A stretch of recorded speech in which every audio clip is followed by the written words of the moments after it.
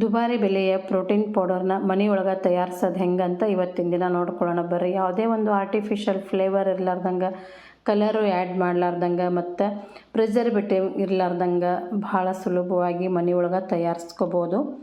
ಉತ್ತರ ಕರ್ನಾಟಕದ ಅಡುಗೆಗಳು ಚಾನಲ್ನ ವೀಕ್ಷಿಸುತ್ತಿರುವ ನಿಮಗೆಲ್ಲರಿಗೂ ನನ್ನ ಚಾನಲ್ಗೆ ಸ್ವಾಗತ. ಸುಮಾರು 1500ಕ್ಕೂ ಹೆಚ್ಚು ವಿಡಿಯೋಗಳನ್ನು ನಾನು ನನ್ನ ಚಾನಲ್ ಒಳಗೆ ಅಪ್ಲೋಡ್ ಮಾಡೀನಿ.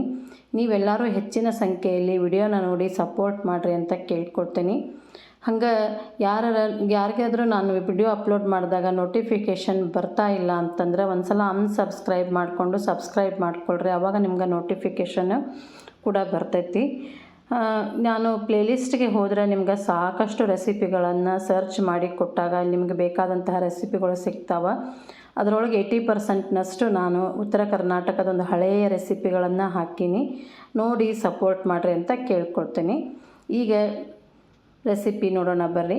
1 ಕಪ್ನಷ್ಟು ದೊಡ್ಡ ಕಪ್ನಷ್ಟು ಮಕಾನ ಸೀಡ್ಸ್ನ ಹುರ್ಕೊಳತ್ತೀನಿ.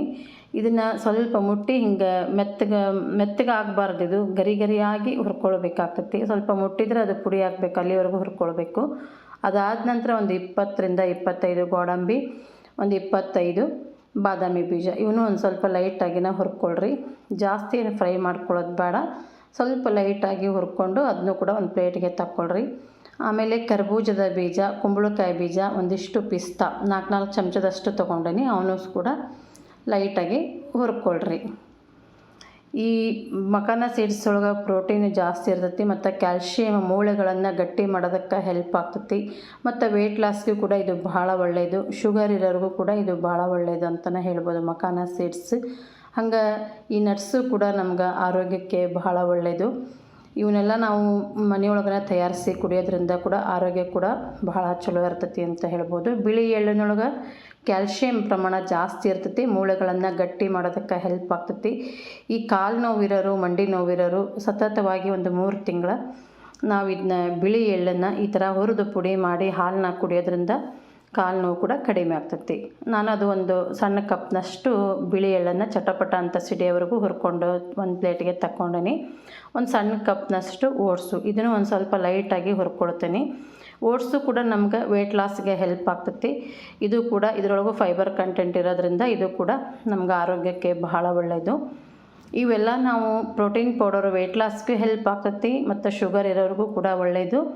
ಮತ್ತು ಈ ಜಾಯಿಂಟ್ಸ್ ಪೇನ್ ಇರೋರಿಗೂ ಕೂಡ ಇದು ಭಾಳ ಒಳ್ಳೆಯದು ಅಂತಲೇ ಹೇಳ್ಬೋದು. ಇವನ್ನೆಲ್ಲ ನಾವು ಹುರಿದಿರೋದು ಒಂದು ಪ್ಲೇಟ್ಗೆ ಹಾಕ್ಕೊಂಡು ತಣ್ಣಗಾದ್ಮೇಲೆ ನಾವೊಂದು ಮಿಕ್ಸಿ ಜಾರ್ಗೆ ಹಾಕ್ಕೊಂಡು ಇದನ್ನ ಪುಡಿ ಮಾಡ್ಕೊಳ್ಬೇಕಾಗ್ತೈತಿ. ನುಣ್ಣಗೆ ಪುಡಿ ಮಾಡ್ಕೊಳ್ರಿ. ನಿಮಗೆ ಇಷ್ಟ ಇರೋರು, ಈ ಶುಗರು ಇಲ್ಲದೆ ಇರೋರು ಬೇಕಿದ್ರೆ ಇದ್ರೊಳಗೆ ಸಕ್ಕರೆ ಹಾಕ್ಕೊಳ್ರಿ ಪುಡಿನ, ಅಥವಾ ಬೆಲ್ಲದ ಪುಡಿನೂ ಹಾಕ್ಕೊಂಡು ಮಿಕ್ಸಿ ಮಾಡ್ಕೊಳ್ರಿ.